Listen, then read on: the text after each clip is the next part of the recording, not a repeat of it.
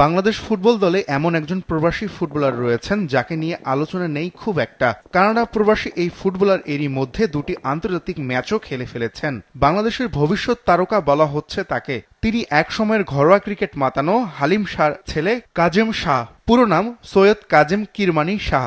২৬ বছর বয়সী কাজেম কয়েক বছরের মধ্যে বাংলাদেশের অন্যতম সেরা তারকা হয়ে উঠবেন, এমনটাই বলছেন ফুটবল বোদ্ধারা। ২৫শে অক্টোবর ১৯৯৮ সালে ঢাকায় জন্ম কাজেমের। মাত্র ৭ বছর বয়সে বাবার হাত ধরে পাড়ি জমান কানাডায়। বাবা হালিম শাহ চেয়েছিলেন ছেলে তার মতো ক্রিকেটার হোক, কিন্তু কাজেমের পছন্দ ছিল ফুটবল। কানাডায় গিয়ে ফুটবল নিয়ে মেতে ওঠেন কাজেম শাহ। ২০১৭ সালে ইউনিভার্সিটি অব আলবার্ট দলের হয়ে প্রথমবার প্রতিযোগিতামূলক ম্যাচ খেলেছেন মিডফিল্ডার কাজেম। প্রথম ২ মৌসুমে দলের ১৩ ম্যাচের মধ্যে তিনি একাদশে ছিলেন মাত্র ২টি ম্যাচে। তৃতীয় মৌসুমে লেথ ব্রিজ বিশ্ববিদ্যালয়ের বিপক্ষে প্রথম গোলের দেখা পান। ওই মৌসুমে ১১ ম্যাচের মধ্যে ২টিতে গোল করেন। ইউনিভার্সিটি ফুটবলে এরপর অ্যাটাকিং মিডফিল্ডার হিসেবে নাম ছড়িয়ে পড়তে শুরু করে তার। কাজেমের খোঁজ পেয়ে বাংলাদেশের কয়েকটি ক্লাব তার সঙ্গে যোগাযোগ করে।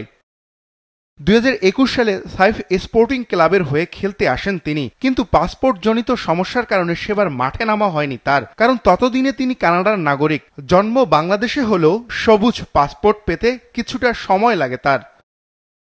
সব জটিলতা কাটিয়ে ২০২২ সালে পুলিশ এফসির হয়ে মাঠে নামার সুযোগ আসে কাজেমের সামনে।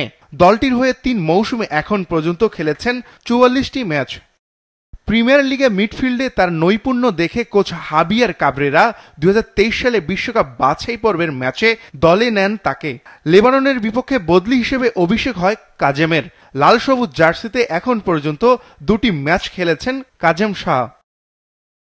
৫ ফিট ৮.৫ ইঞ্চির উচ্চতার Kazem attacking midfielder, left wing ও সেন্ট্রাল মিডফিল্ডার পজিশনে খেলতে পারেন। ২৫শে মার্চ ভারতের বিপক্ষে এফসি এশিয়ান কাপ বাছাই পর্বের ম্যাচে কাজেমের মাঠে নামা অনেকটাই নিশ্চিত।